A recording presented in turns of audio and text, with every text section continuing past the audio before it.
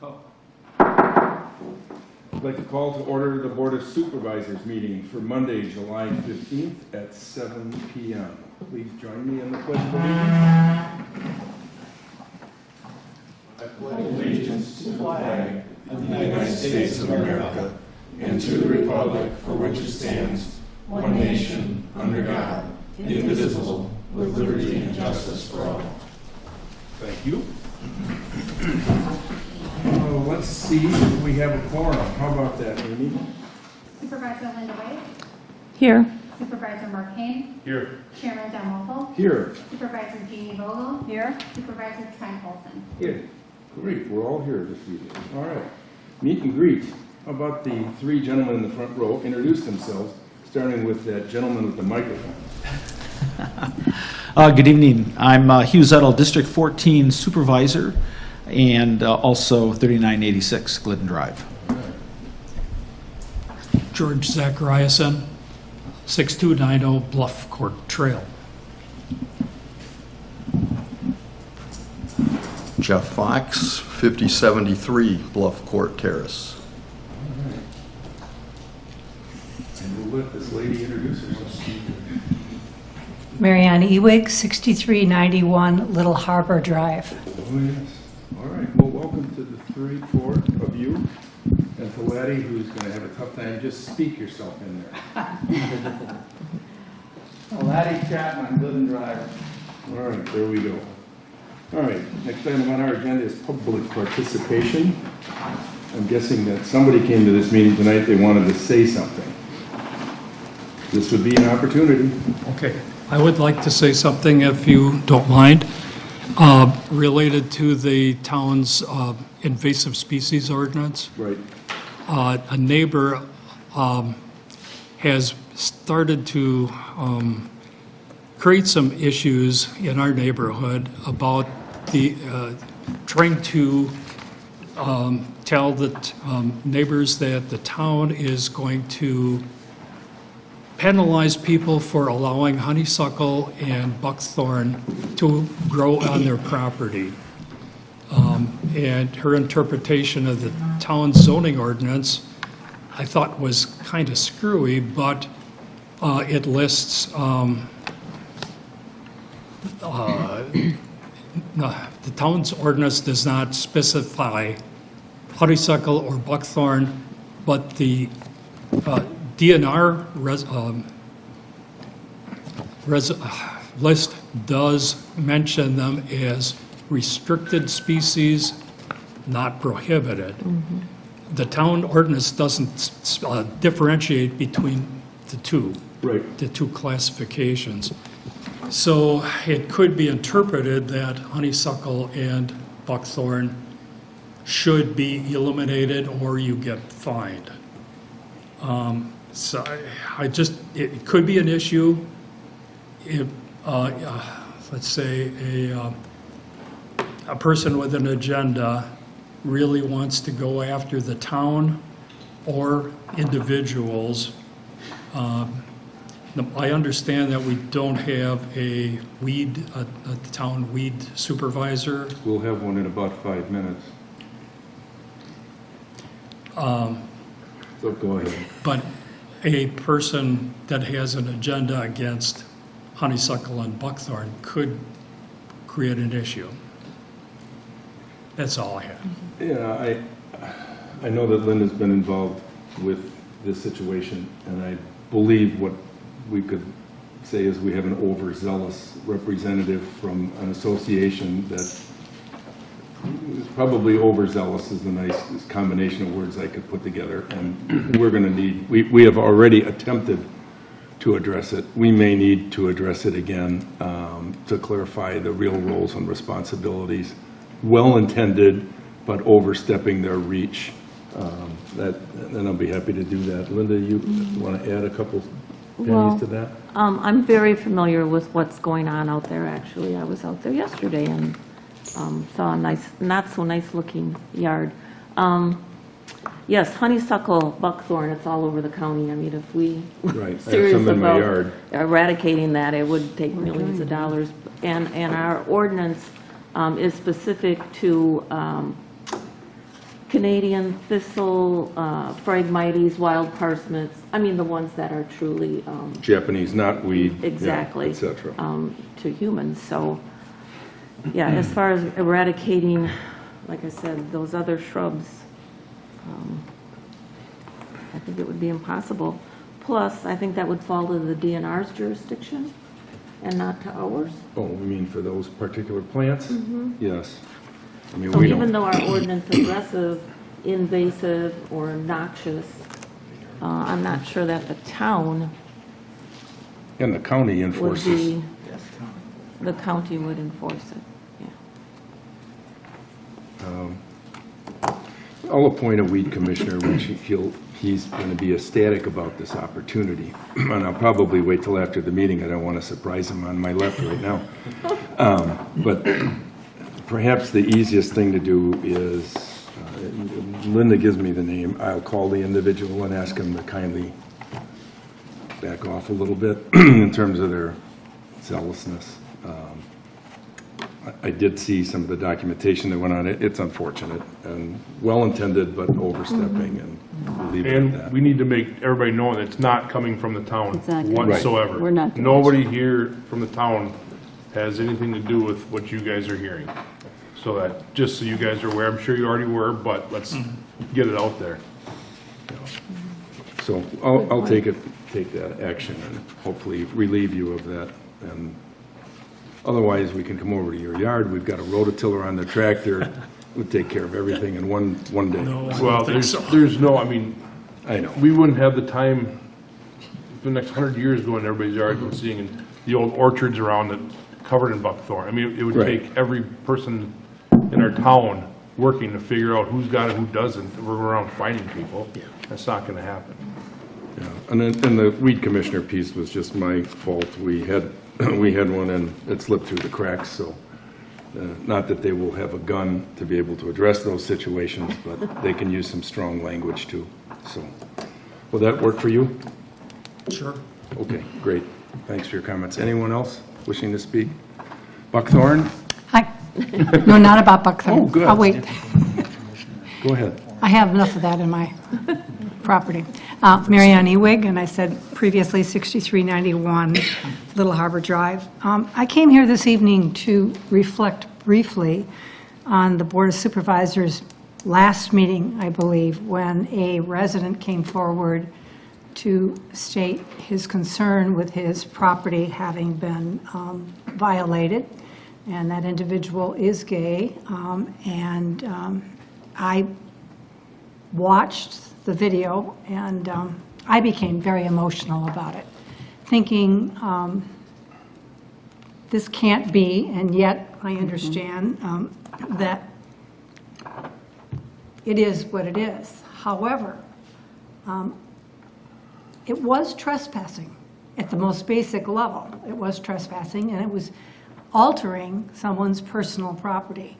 And while we can't point to the other venues of what might have happened legally, it is illegal to trespass. And I know in an attempt to reach the individual or individuals who did this would be close to impossible, because in all probability, these are individuals or an individual who doesn't read the town newspaper, who doesn't come to meetings, and feels that they have no responsibility.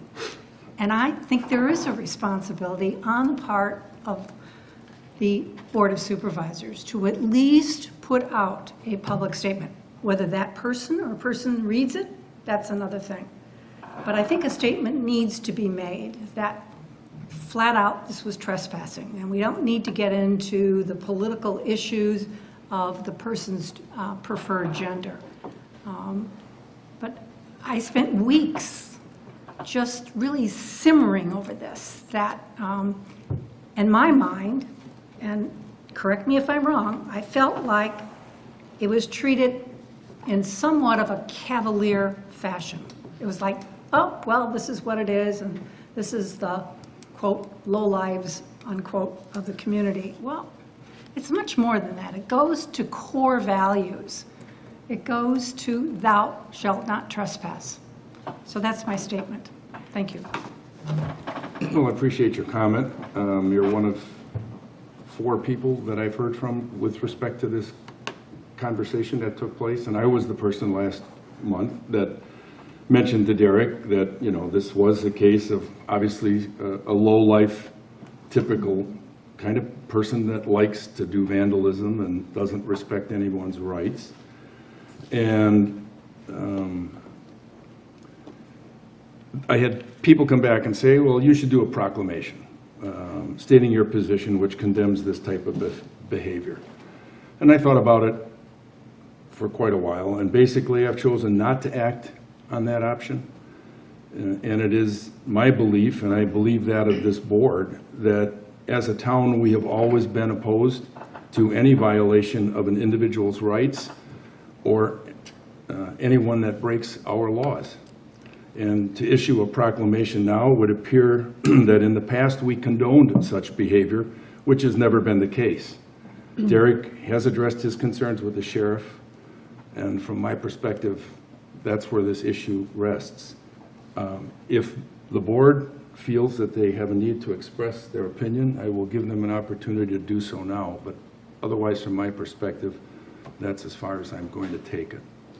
So if someone has a comment, I know you made one last week, Jeannie, but if Mark I or mean last month, Linda, or, yeah. excuse me, last meeting. So if you do, if not, Yeah. it's up to you. I also Sure. I also, as you know, Chairman Wolfle, I also let you know that I did believe there should be Right. a proclamation. So I voiced my opinion that I thought there should, and I left that up to you because you are the chairman. And I did hear from a number of people myself, and it was shameful what happened, and it was trespass, and it was It was indeed unfortunate, Very to say the awful. least. Anyone as well as the upside-down American flag, which was Right. something that was done during the insurrection. And, you know, as I said in my statement last month, we are all one people. This should not be a question of politics or religion or anything else. It's a question of the rights of human beings and everyone to be treated with respect and dignity and value. And, you know, so Okay. Anyone else wishing to speak? I agree with the chairman's statement there. The town does not tolerate trespassing, bad behavior, disrespecting somebody's property. I agree, we do not need a formal proclamation stating that. It's common sense that we will not tolerate that. So, thank you. Thank you. I'm in agreement as well. We talked about trespassing. This was also vandalism. Definitely a matter for the sheriff's department. Terrible that it happened, but I support the chairman's statements. Okay. Mark, last guy, last chance? Yeah, Derek's a classmate of mine. Derek's a friend, family friend, known him my whole life. He knows how I feel about him. I have no problem with anybody in the community. Proclamation, I'm kind of up in the air on that. We don't tolerate it, but kind of to a point, we're not the law here also. So trespassing, things like that, obviously need to be taken over by the law.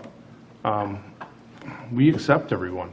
The door's always open, so. The sheer fact that Derek works here. Yeah, absolutely. So I mean, I don't know what statement everybody would like us to say, but, Well, I mean, like I say, the door's open, the town's open, and I think all of us up here in agreement, we accept everyone. And we don't condone any of this behavior. appreciate your comments and coming, though. Thank you.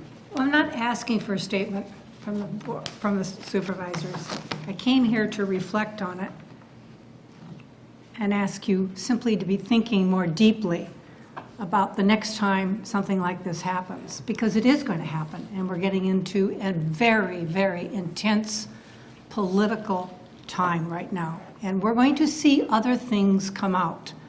And I'm just asking you to beware and to take heed. Will do. Thank you. Okay. One last comment, not related to any of that. I just wanted to address the fact that we've been working feverishly to replace the restrooms at the town park. We've accumulated a tidy sum of funds from both our own budget as well as from a couple of organizations that donated to our cause.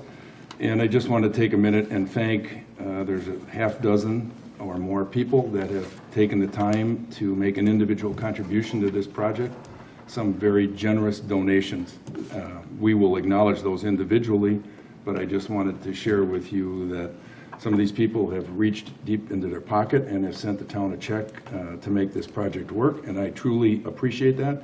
And you will get recognition from us for your efforts, and we appreciate that. So, and I did offer naming rights to some associations, so things like Johnny's John. I won't go into that in a lot of detail, but the gist of it is there's no ceiling on naming rights, so you don't have to worry, you know, there's no limit. Anyway, we'll take anything. So to those of you that made that, thank you, and those that are considering, thank you in advance. And with that, let's adopt the agenda, and I'm going to assume that it was properly noticed. The agenda was properly noticed. All right, motion to approve. I'll make a motion to approve the agenda. Or for tonight's adopt, meeting. yeah, Adopt the that's agenda, all right. from me. Motion by Jeannie, second by? Second. Second by Trent. All those in favor signify by saying aye. Aye. Opposed? Motion carried. Thank you. Approval of the minutes from the Board of Supervisors meeting on June 17th.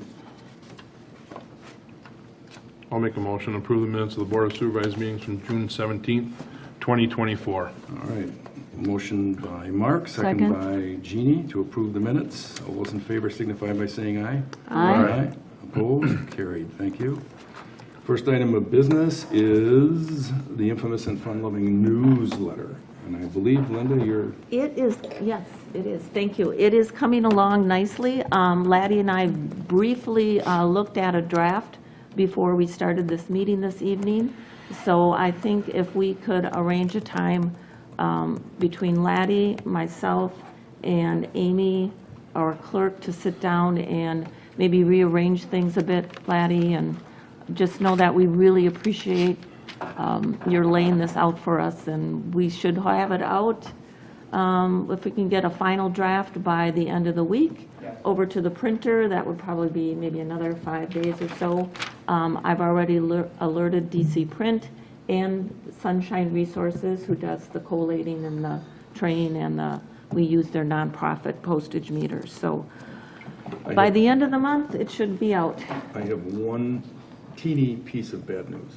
They've What? redone the rural routes, the post office. Found out today. Uh-oh. So you might want to sit down with the whomever and Okay. just, and I only found out because my mail started getting delivered at a normal time again, and the postman that comes here is new, and they've reconfigured his routes.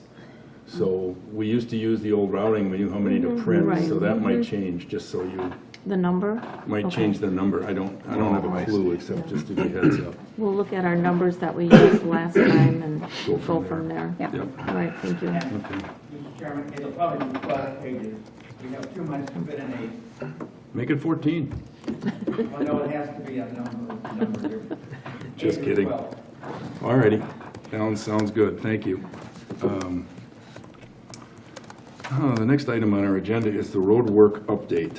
And I wish I had something I could actually nail down, but we were supposed to have all the numbers set so that we could make a call on paving West Whitefish Bay Road. And I found out today, and I did not know this, but apparently Thad Ash was coming back from a meeting somewhere and got hit, rolled his truck. Oh, no. And What, like he's today or- okay. In the past. Yeah, he's okay, but the impact of that was, well, the 2 or 3 days last week that he was not there, Randy was. So it slipped Randy's Yeah. list of things to do, and we thought we were going to get it today, but we did not. So what we have is shaky ground numbers. Just to refresh where we're at, we started off with 400,000. The projects that came back into the town totaled 350. On Randy's take on think actually at 6:45 tonight, I called him at home, was we were going to be somewhere in the category of 250, which I'm suspect of because he didn't get all the numbers in. We're not 100 grand below what he bid. So I have to hold until Monday or Tuesday, and he's going to rerun everything and then make sure everything's done. We were to the 40-some thousand dollars to the good. The question was, is if we picked up the other 40, we'd pave it all. So I'll leave it in your hands. We can go one of two ways. We can either wait for a month, which I'd preferably not do, or you can say, if we have the money, just move ahead. Yes. And if we don't, we do half. So I don't have any better information for you than that. All of our roads are done, other than West Whitefish Bay. They're all shouldered. They came out, if you haven't been on them, Yeah. they've turned out quite nice, especially Apple. Apple's like Drive on terrific. I was So- on Apple yesterday, and yes, and I think the shouldering was done, too. Yeah.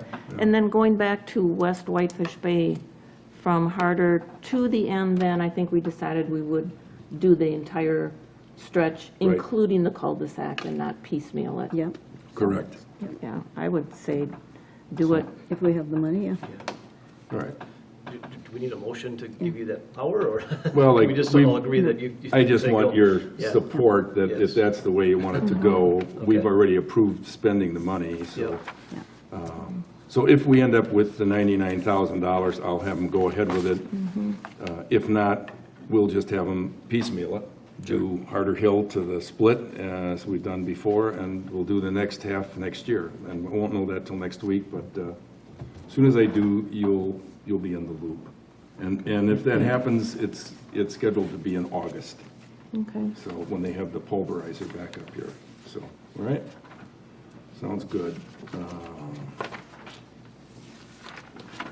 So we've come to the part of the meeting that we're all excited to hear about, the bicycle paths. Mr. Haynes, paths. Tell us about all of these paths. All right, thank you, Mr. Chair. Laddie, get some pictures up there for the audience. Bike route, If you can go up there, let's try to start with that one. County Jacksport. So I don't know how much you guys looked into it and saw the emails and read and dug into it. In 2022, an ad hoc committee came together to try to map out a trail system for Door County, and they came to realize that, as I said before the meeting, there's no trails that lead from Southern Door to the tip of the peninsula. So they went to roadways. Along the way, they decided they need to get a countywide effort coordinated, where they get the municipalities, the county on board, the town, the village, all the entities on board as one group, and let's connect the dots, literally and figuratively if you're looking at the maps.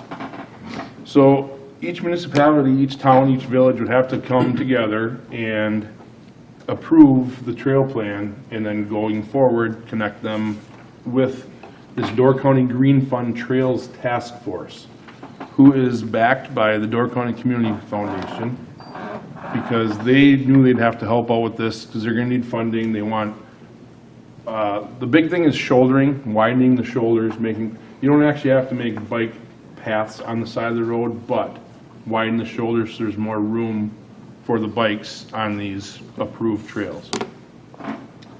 They have a suggested route for us. Looking at the route, unfortunately it's not on this slide, I thought he had it on your, we have a town of Jackson report. If you go back to that, they have Whitefish Bay Road, because basically they're trying to do is connect shore to shore. So they have Whitefish Bay Road as one suggested route. They have County P/Dunn Road as the other to connect. I have issues with both, and I believe the rest of the town board will. One of the big issues we're gonna have is we just spent the last 2 years, this year, last year, redoing Whitefish Bay Road. Yep. And now we'll have to widen it. They're not saying you have to widen them, but they would prefer it. And there's money out there in these funds that they're gonna help to get this done. The other issue is County P, it's a county road, and it's like our main thoroughfare from here to there, and that's the truck traffic, the dump trucks, and that's the corridor. They come out of the Matthew Road quarry and they go both ways.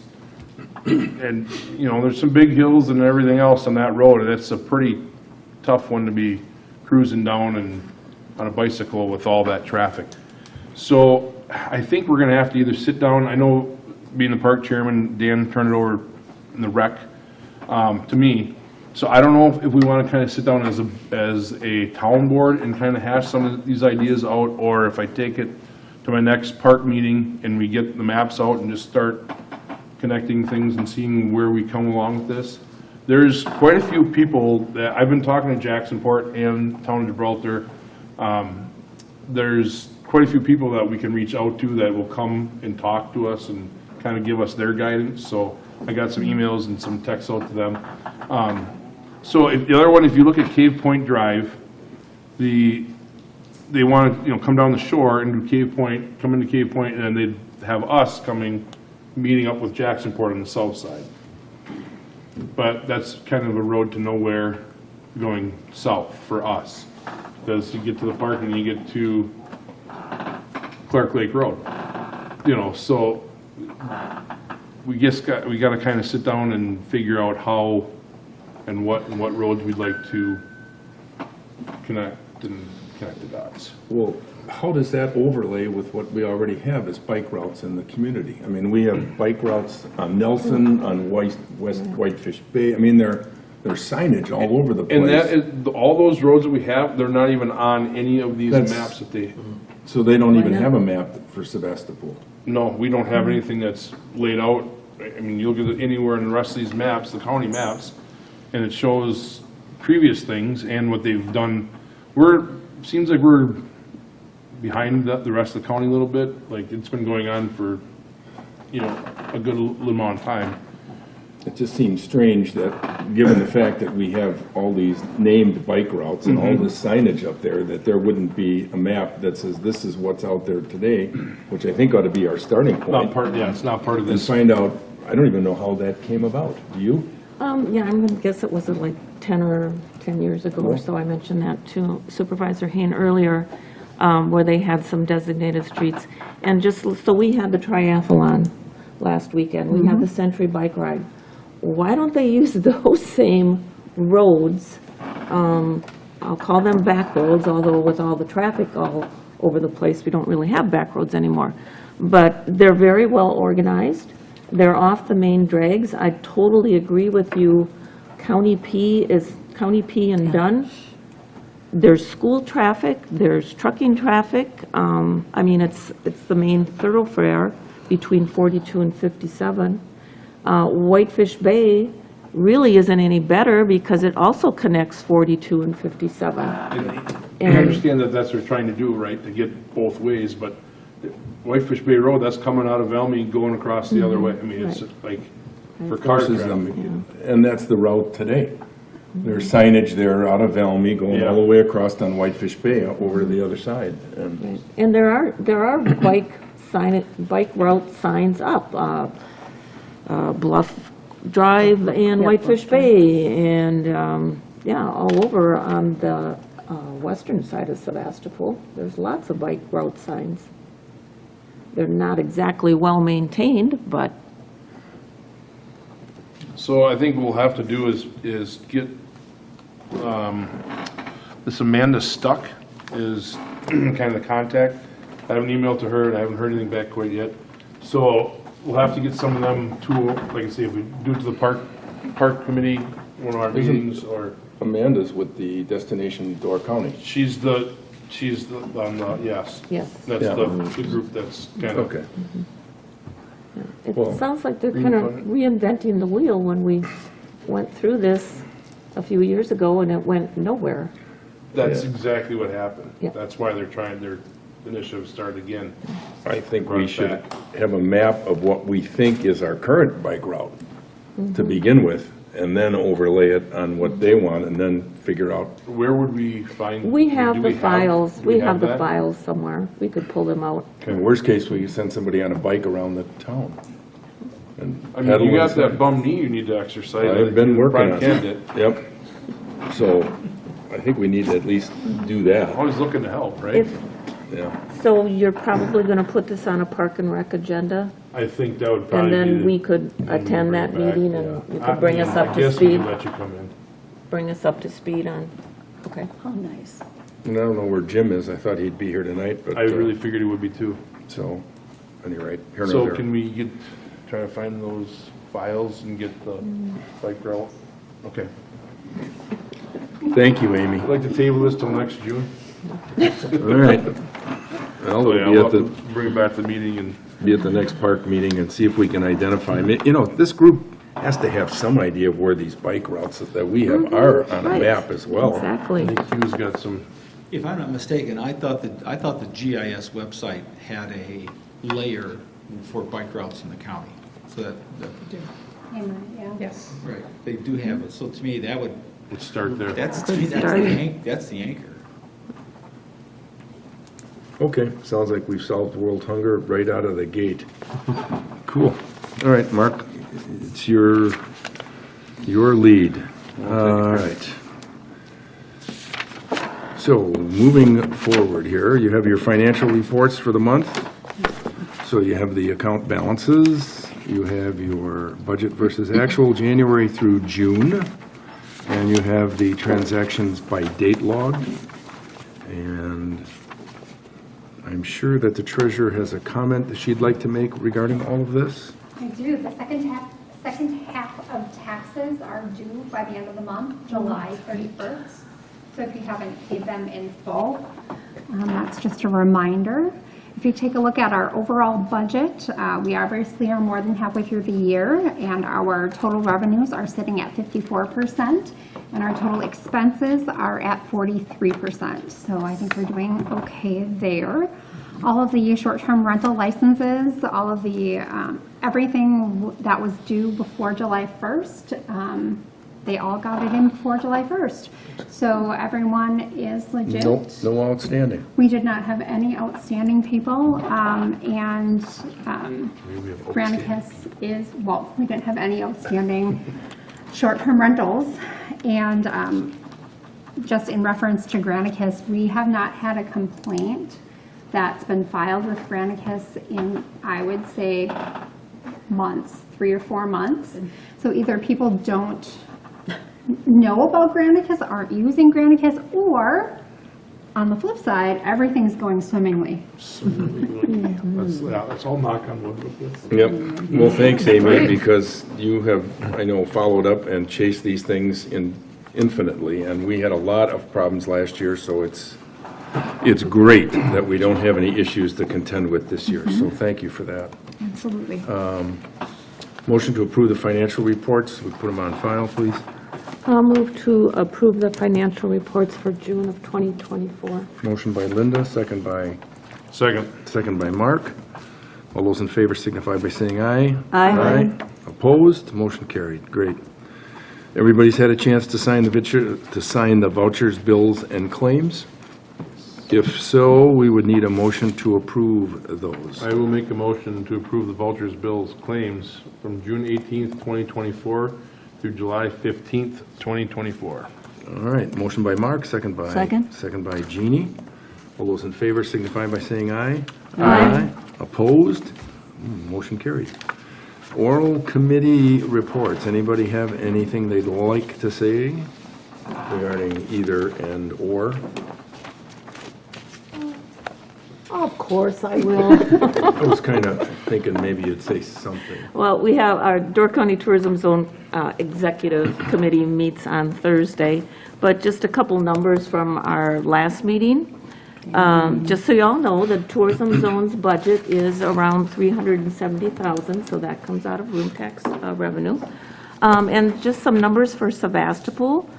These are through May of this year. We've collected, okay, there's $515,000 in room revenues. So obviously, we would, the room tax is 8% on that. There are 9,198 units, so that's beds per night or whatever, in Sevastopol. Our average daily rate is $212, And as of May, our occupancy was 26% of those units. Looking at the county overall, the average daily rate is 191, and overall occupancy in the county is at 33%. So we're right in line with the rest of the county. Total room tax revenues to date, $8,507,000, compared with $8,241,000 last year at this time. And like I said, we have a meeting on Thursday. Last month, we did meet with a couple representatives from Destination Sturgeon Bay, just to express some of the concerns that we had about return value on those strategic community partnership funds that we send to Sturgeon Bay. It is a substantial sum, believe me, and a substantial part of their budget as well.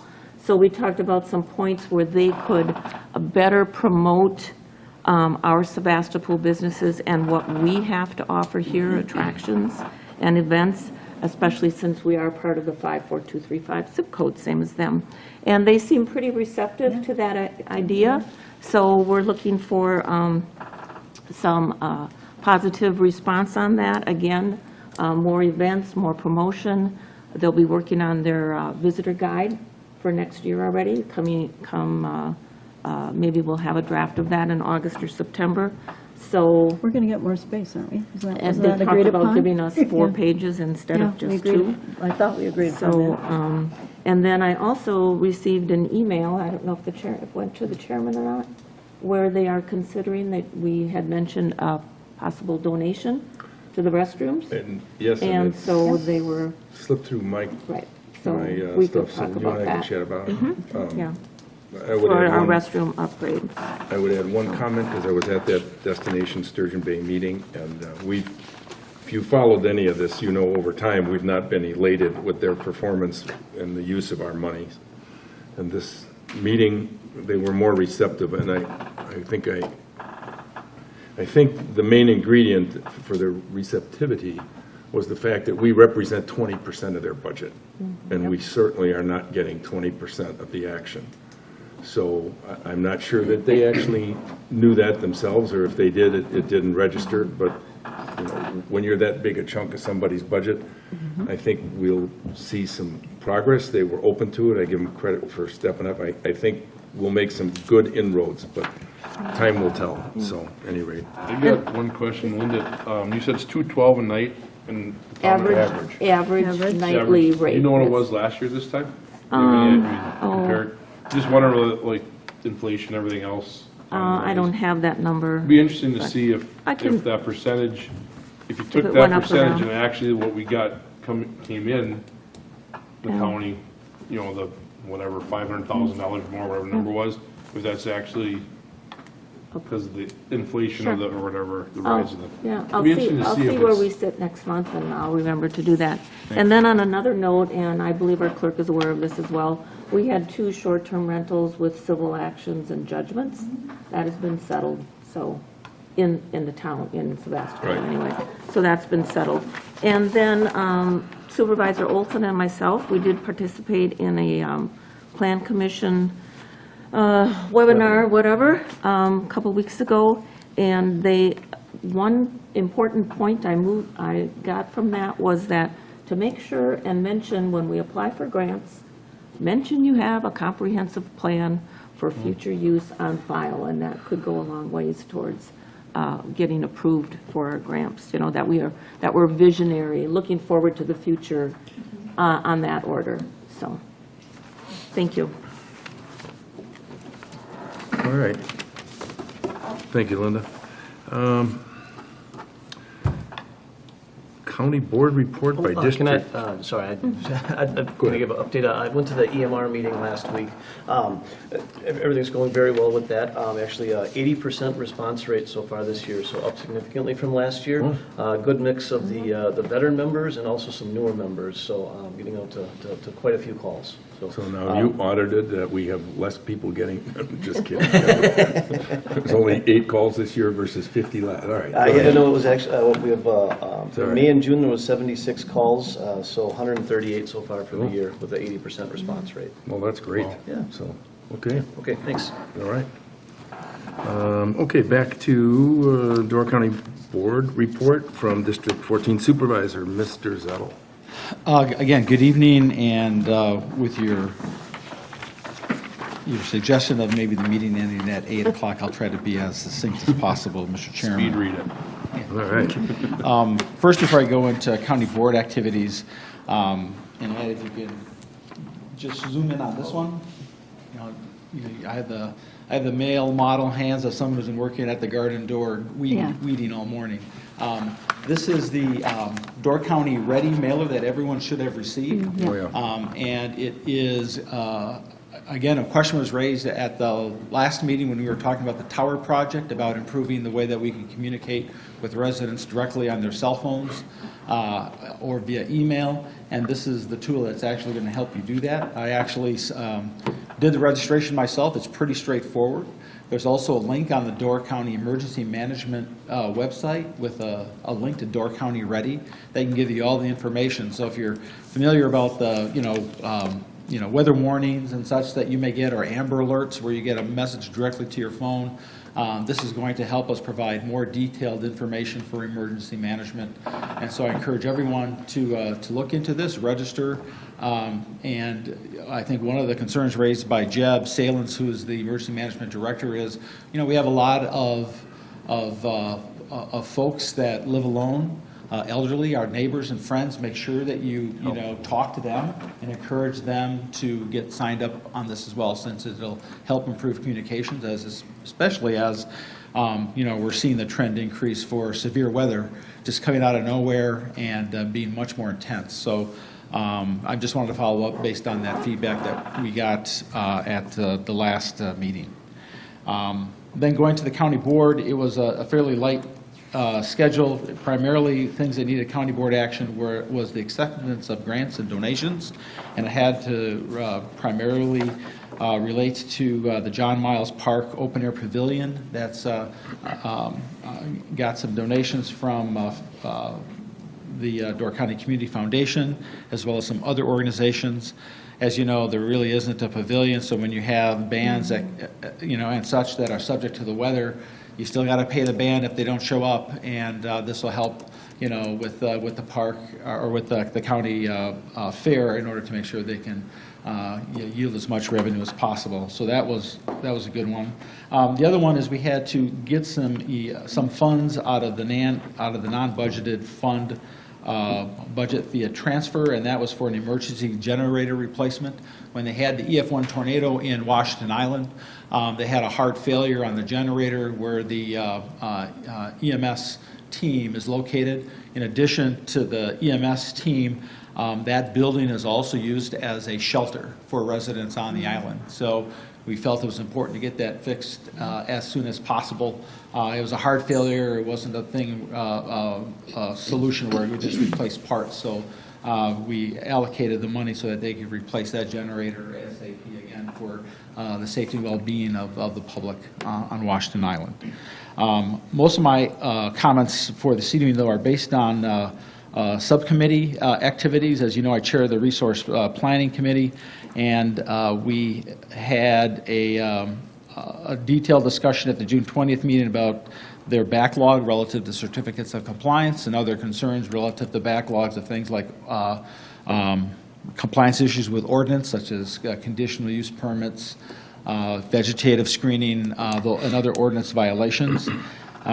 We talked about minimum reporting requirements, as well as for this upcoming meeting, which is this week, to have a draft dashboard as far as what they will report. In addition, the Administrator Ken Pavick and the department head Mariah Carey will be presenting an update to the Administrative Committee tomorrow morning, which I will be attending as well. So we'll have some more reports, but hopefully, Mr. Chairman, getting some traction to address the concerns that have been raised. So we're keeping a close eye on that. Relative to the Broadband Committee at last week's meeting and the Broadband Committee, which I also chair, we presented the economic study on measuring the impact of broadband expansion towards secondary residents of Door County, Wisconsin. There was a press release that came out last week by the Door County Economic Development Corporation, which they kind of helped drive this along with funding from the Broadband Committee through broadband grants that the county had secured. And if you can put that up, Laddie, I greatly appreciate it. I'm just going to highlight a few things. I know I sent this to you all in your packet, and I'll just talk about it a little bit briefly. If you go to, let me get it up. Okay. Just as a way of some background, back in 2014, the town of Liberty Grove did a study where they looked at, hey, how much time would seasonal homeowners stay, extra time would they stay in Liberty Grove if they had access to high-speed broadband? As you know, Liberty Grove has been trying forever to get better broadband up in Northern Door. And this study is kind of based on that. And so we looked at it countywide for two purposes. One is it's a good way to snap a line, if you will, before a lot of the communities really start to deploy broadband, high-speed broadband with the projects that are starting to take root. And number two is there are a lot of seasonal homeowners, and they have an impact. And I'll talk about that a little bit further. But basically, there's 11,595 seasonal homes in Door County compared to 10,718. If you subtract out short-term rentals and rental properties, there's 9,570. So 11,595 is a big number. Door County is, based on the UW Extension study, is just outside the top 100 counties in terms of ratio of seasonal homes to primary homes in the country, not just the state of Wisconsin, in the country. So anytime you can get an economic impact on seasonal homeowners, it's a big multiplier. And so as we went through this on this study, we found this really is a unique segment. And why that 11,595 number is such a big number is that in the Wisconsin Tourism Economic Study, the one that was just released this past year and the one that they've been doing for previous years, they include seasonal homes under lodging. Okay? So, which is kind of strange, right? So for a lot of counties, it's a relatively small number, but for counties like Door, which has leveraged a much higher number, it really skews those numbers, because if you think about it, people like the Cresses and Dan Dorr and Pat Schneider, they don't consider themselves tourists. They're seasonal homeowners that are benefactors in the county. They donate, they participate in non-for-profits, and they're more aligned, if you will, in their economic behavior to primary residents than they are to tourists. So it's a huge segment that we're understanding we need to look at uniquely. So that's why it's important to understand that economic number. The other piece that we'll get into is why it's important when we look at it in terms of broadband. So if you go to slide number 3, Laddie. Yep, perfect. So if you look at the impact, when we looked at all those houses and looked at their, through a survey, again, this is surveying people that are basically are seasonal homeowners. They live or they stay in the county less than 6 months, and that 6 months is important because more than 6 months, then they would be deemed a primary homeowner. So these seasonal homeowners are also these folks that they come up here and they have their Florida plates, right, and they spend 182 and a half days in the county, and then they bolt back to Florida so they can claim residency there, right? So for those residents, if they had access to high-speed broadband, they would incrementally generate over $18 million of additional annual impact, 18 million, 18.5 million, generating 137 equivalent full-time jobs and providing 5.5 million of labor income. It would also generate about $750,000 extra in terms of state and local taxes. And they would spend an additional 15 more days per year. Okay?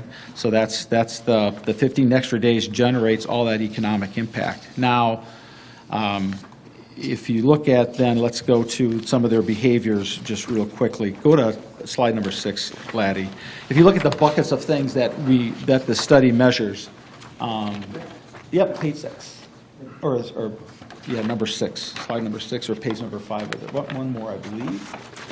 One more. I think. There we go. That's 4, that's 5. You know, everything from, you know, licenses, launch fees, maintenance, groceries, dining out, shopping, gas. You notice the light-colored bubble there for construction. Obviously, tourism doesn't generate any construction dollars, but seasonal homeowners, everything from adding a deck, right, or doing a gut job of a remodel, you know, adding, you know, an extra bedroom, those sorts of things, that construction number is huge, but it's highly variable based on what they're doing to their seasonal home. So we actually left that out of that number, so that 18.5 million excludes construction, because that number was so variable, but it's real, right? They hire landscapers, you hire plumbers, you hire general contractors, you go to the lumber yard, so that number is real, and it's still something that we want to maintain. Now, when you look at this number in and of itself, without broadband, the economic impact of seasonal homeowners in the county is $110 million a year, okay? So to put that in perspective, that $110 million per year of output, if you look at the Wisconsin Tourism Report that was just put out in June, their impact is $620 million. And again, like I said, they include seasonal homeowners as part of their lodging number. So when you look at all that impact, basically 110 million versus 620, that's roughly 18% of that tourism number, okay? Why that's important, when I look at what we're spending in the county, including this town, in terms of broadband, is, you know, we're in the midst of deploying broadband, and out of the communities that we're deploying, we've got roughly $60 million worth of projects that are improved, are in process of going. If you net out all the grants, the towns basically are investing out of their own pocket through tax levy, 28 million, close to $29 million of their own, right? So we're going to do this. We're going to see down the road this incremental economic impact of seasonal homeowners, and if we don't separate that out, somebody else is going to get the credit for our investment, okay? So one of the things, you know, I'm going to be promoting both in the county board and with other stakeholders in the state is to make sure that they separate seasonal homeowners from any of their tourism economic reports, so we can get a good apples-to-apples comparison of where we're making the investment and where we're getting the return. Because the towns are making, and municipalities are making a significant investment. And if we look at Sevastopol, yes, we have charter on both coasts, but there's no charter that's, you know, north of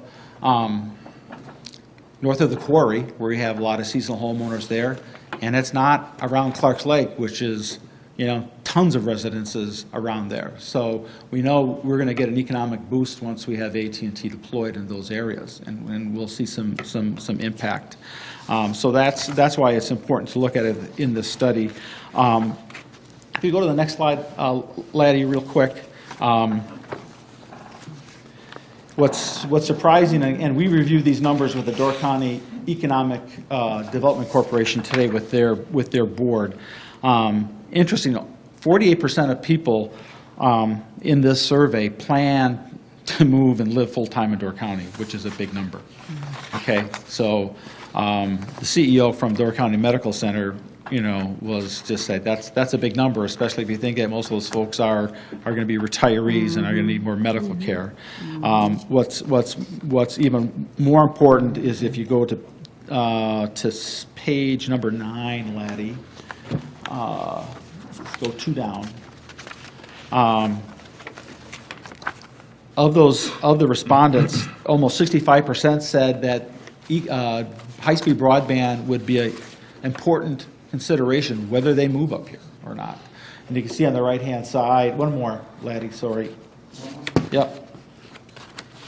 There we go. Internet access is one of their, going to be one of their main reasons of when they decide or if they decide to move up. So that's a huge consideration. And for those that don't move up right away, family obligations, employment, basically are some of the main reasons, but internet access is right up there. So I think it's an important benchmark.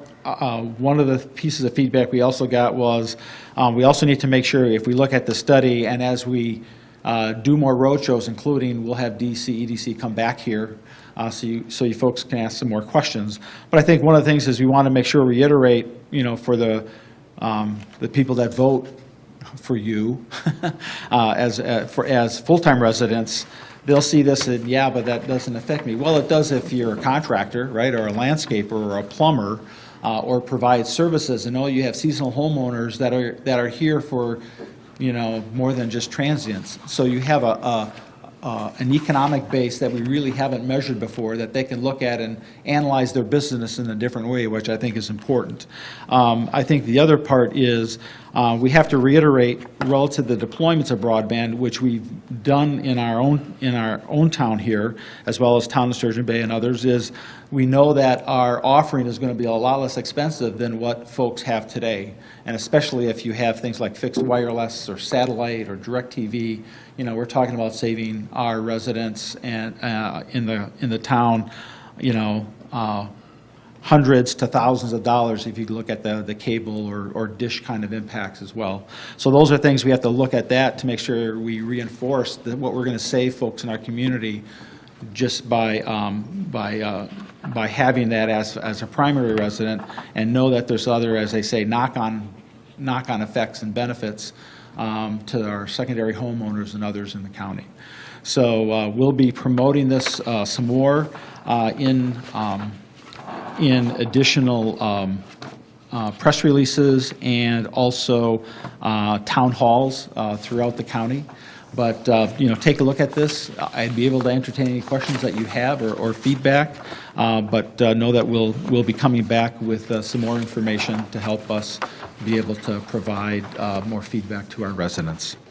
With that, Mr. Chairman, I'll be happy to answer any questions you or the board may have. Charter just went up another $5 or $7 this month for internet access. Really? They're $85 or $90 a month now. It's a bargain, absolute bargain. And I'm guessing that's 85 with the Auto-pay? electronic pay. Because $90 the last one, otherwise. they basically did the electronic pay as a stealth kind of price increase last time. Yeah, So, they wow. increased their cable and they increased their internet. And, I got a nice bill and it said, you saved $15 this month, but my bill went up 15. Yeah, Well, I'll have to look at my bill. okay. Yeah, it's, I can't wait for an alternative, but that's here or there, so. At any rate, anyone have any questions of Hugh? Because we're at like 1 minute to 8. I don't want to influence you. Quick questions.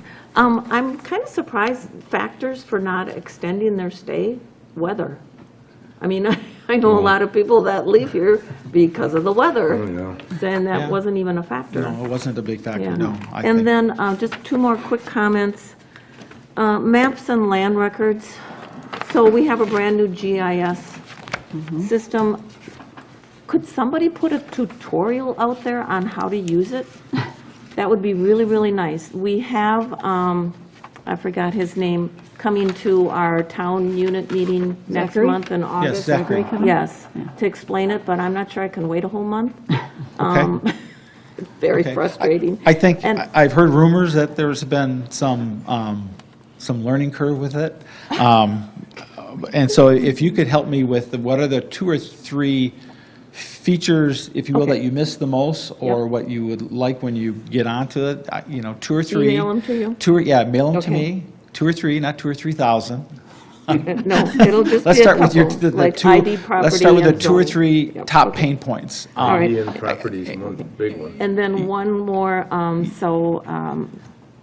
one of my neighbors said, well, I have a new condo, I need a E911 address sign. So I learned that to apply for your address sign now, you have to go to City Squared. And it's a very complicated process. I had to go through the whole system before I found out that it's $200. And so then I did talk to, I don't know who I talked to, or I emailed and I said, well, with the new ones coming out, why spend $200 now? Well, I guess that's kind of on hold now. We have no idea when the new perpendicular ones will come out. And when the new ones come out, we will not be charged for those, correct? The Correct. county will support Correct. That'll- all yes, new Yes. E911 signs. But Yes. I just thought $200 was, Wasn't it $25 it used to be 40. Or 40, whatever, it wasn't 200. $200 is a steal, if you look at what the cost is for what we're doing for, even for replacements. If you really did a cost accounting roll-up, you know, they don't install themselves, so, you know, labor's a big piece. And the other thing that we're finding, it's in Judiciary and Public Safety to issue a new RFP with our updates we made for the signage. But one of the other biggest things that's driving cost, or that drove costs in previous bids, were number one, installation in this time of year, for example. A lot of the folks that were bidding out of town, housing is a big deal, so that got put into their cost roll-ups. Another challenge is, in years past, I think folks were a little bit more cavalier, 30 years ago, about whether or not you need to call Digger's Hotline, but between power lines being buried more often, fiber, comms lines, you have to do Digger's Hotline, so that's another, timing factor that is impacting. We'll probably have more out of the Judiciary and Public Safety Committee on that in this next month's meeting relative to the timeline. But it's, my guess is that we'll probably still be starting to implement those this year. Really? Yeah. The new one? Yeah, Oh, it's, okay. I think we've got a cost estimate relative to standardizing signage for signs. And I think the other part is there was some cost reduction opportunities that were initially looked at to use existing posts, but we're finding that a large percentage of the posts in the county are not holding up very well. And the other challenge is, the sign is going from parallel to the road to perpendicular, as they call flag style. So we want to put them back to the back end of the right-of-way as much as possible. When you think about a snowplow going by and putting a ton of wet snow on a flag type bracket, so those are considerations as well that we've learned through this process over the last year. So I would stay tuned on that. Okay. Linda, and I would hope in the next Judiciary and Public Safety Committee meeting, we'll have an update on their RFP process Thank you. to get that done. Thanks. Thank you. Anything else? Okay, thank you much, appreciate it. Thank you. Drifting back to our agenda, I don't know if anyone else has a copy of the inspection limited, or inspection specialist report? They didn't submit a bill this month, so I. Okay, I thought maybe I missed it on my package, so I'll skip that then. But there is the zoning permits in here, so that if you're wondering who, what, where, you have that. And then we'll move on to correspondence, which is, once again, the City of Sturgeon Bay's Fire Department report for our community. Land use services, this has come up from a couple people. This is the what I call it, the ongoing rummage sale. Perpetual. The perpetual rummage sale, just past the farm if you're heading north, or just before the farm if you're heading south, on the east side of the road where everything under the sun is for sale in the yard. Those people have violated and are about to violate an ordinance, so Land Use Services is encouraging them to stop.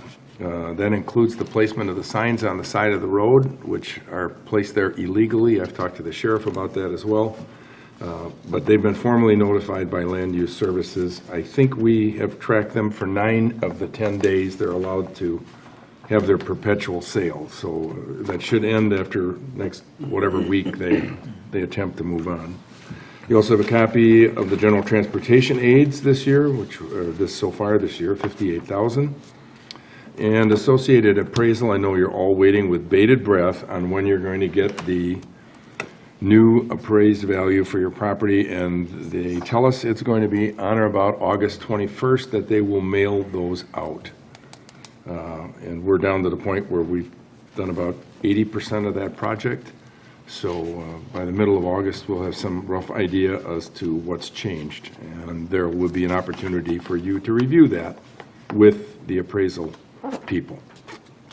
Linda mentioned the municipal forfeiture report. Those open items on the STRs are fully paid. And Hugh, your emergency medical or emergency thing, I tried that, worked out pretty simple. Wasn't an effort to do that. And I believe the back side of the card has a QR code on it too. Yes. So you can go there by just taking a picture of it with your phone. It'll take you to the website. So announcements for the month. The Door County Fair, August 14th through the 18th. All right, the Valmy Threshery, can't miss that. It's a go-to event, August 16th through the 18th on Country View Road. Our next board meeting is Monday, August 19th, right here at our town hall. The open book, for those of you who want to talk to the appraiser, is scheduled for Thursday, September 5th from 11 to 4 in person here at the town hall. You can also talk to them on the phone if you want. They will arrange a setting time for you. And the Board of Review is Thursday, September 26th. If the results of the open book discussion do not address your needs, you'll have an opportunity to present it to the town board. And that's from 1 to 3 p.m. And with that, I think we're ready to adjourn.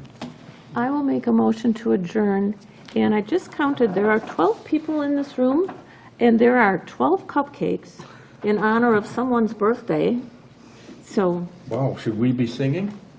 no, you don't have to sing, but please have a cupcake. All right. Motion to adjourn, you have. Motion to adjourn by Linda, second by, was it Mark? Yes, sir.